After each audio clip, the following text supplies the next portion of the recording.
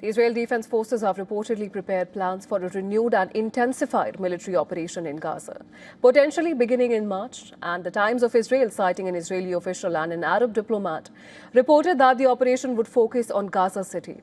It reportedly aims to push the existing ceasefire demarcation line westward towards the Mediterranean coast, expanding Israeli control over the territory.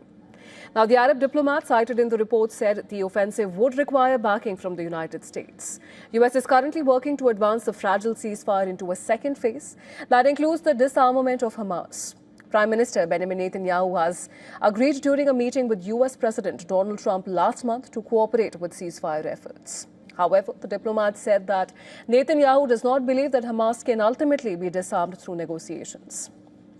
And as a result, he has instructed the military to prepare contingency plans should the ceasefire process fail.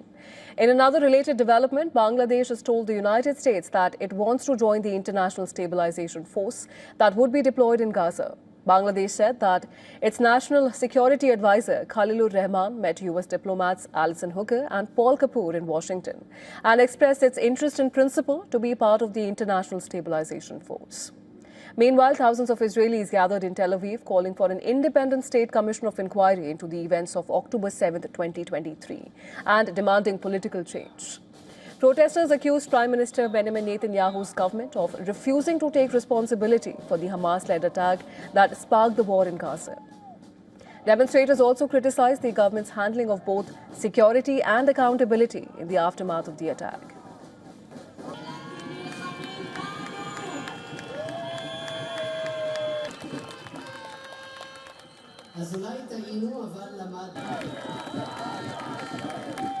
This is 2.5 years after the great catastrophe of the 7th of October, and we think the government needs to go home. And this is another demonstration that we're doing every Saturday in order to call the new election and to actually change the government, throw them away, and replace them and put a new government that will start to heal and fix Israel, because at the moment the situation in Israel, socially and politically, is very bad. The coming year is an election year in which the future of the State of Israel will be determined. The IDF and security systems have led to a brilliant victory on all battlefields, but the threat to the Zionist vision is the government's policy. It divides us in order to perpetuate the war and maintain its rule.